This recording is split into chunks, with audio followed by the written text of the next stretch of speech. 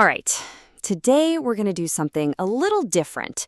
We're going to hit pause and take a snapshot of a single day in Canada, August 14th, 2025. By looking at the major stories of just one day, from crises that are brewing to long-term plans being made, you can actually learn a whole lot about a nation. So let's dive right in. Let's start with a number. Just a number. 130,000. Just let that sink in for a second. What in the world could a number that huge represent on any given day? Well, that number, that's people. Up to 130,000 airline passengers who could be looking at massive disruptions every single day. This is the human cost of a huge crisis that's brewing at the country's biggest airline. So, that brings us to our first major story, a really high-stakes standoff that could pretty much ground flights all across the country. Let's break down this looming labor dispute at Air Canada. Now, the actual strike deadline isn't even here yet. It's this Saturday, but the chaos has already started. We're talking about 10,000 flight attendants, represented by their union, SUPE, who are ready to walk off the job. And just thinking about that possibility, Air Canada has already started canceling about 500 flights. That's a pretty clear signal of how messy this could get. And at the heart of all this, you've got two very, very different stories being told. On one side, the union SUPE has flat out rejected what's called binding arbitration. They say their members are dealing with poverty wages and are often forced to do essential work without pay. But on the other side, Air Canada says they've put a pretty big offer on the table, a 38% compensation bump over 4 years. That is a wide, wide gap to close. And, this goes way beyond just messing up your vacation plans. Air Canada is a huge player in moving cargo, so a full-on strike could create serious bottlenecks for literally everything, from life-saving medical supplies to car parts, sending these massive economic ripples right across the country. Okay, so while that human-made crisis is brewing, a natural one is already raging. We're going to pivot now from a labor dispute to a natural disaster out in Newfoundland, which really paints a picture of a country dealing with major challenges on completely different fronts at the exact same time. Here's another number for today, 100. And it's not a percentage, it's not a ranking, it's a stark, painful figure that represents a devastating loss. 100. That's the number of homes, at least 100 of them just gone, wiped out by the Kingston Fire in Newfoundland.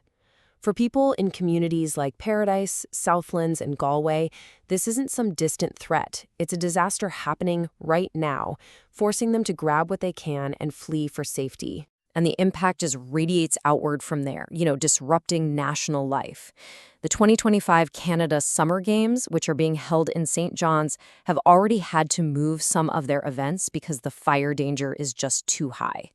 Imagine, years of planning for this huge national event, and now this. It's a major blow. So this is the big question, isn't it? You've got travel in chaos, communities literally on fire. It's really easy to get completely consumed by what's happening right now. But what's being done to build a stronger future?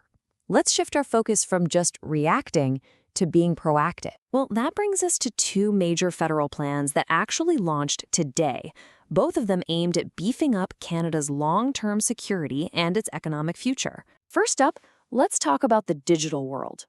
The government just launched something called the Cybersecurity Cooperation Program. The goal is pretty simple, but it's absolutely vital. Get money to projects that will make Canada harder to hack, protecting everything from our power grid to small businesses.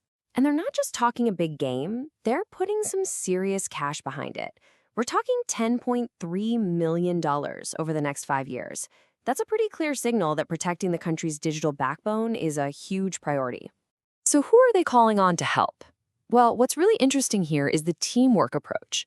This isn't just the feds in Ottawa trying to solve everything. The money is open to a whole range of partners, from universities and nonprofits to Indigenous and city governments. The idea is to create a real nationwide shield for cybersecurity. And listen, this isn't some plan for way down the road. It's happening now. The window for people to submit their ideas and proposals opened today, August 14th, and it closes in just over a month. The race for a more secure digital Canada is officially on. Okay, the second big future-building plan, it's all about people. Specifically, attracting the best and brightest talent from all over the world. Canada is creating a new fast-track immigration stream for 2026, and it's called the Leadership and Innovation category. It's basically a strategy to actively recruit global superstars. And they are being incredibly specific about who they want. This isn't for just anyone. They're targeting proven leaders. We're talking experienced senior managers, brilliant researchers who are making breakthroughs, and even high-ranking military leaders from allied countries.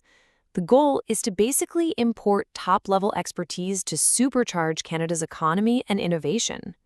Finally, let's zoom in from these huge national stories to the personal level, because any single day is also made up of individual stories, of tragedy, of success, and just that jarring rhythm of life simply going on.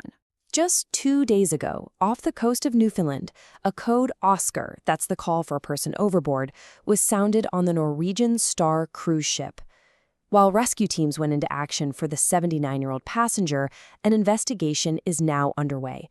It's just a stark reminder of these individual tragedies that play out behind the big national headlines.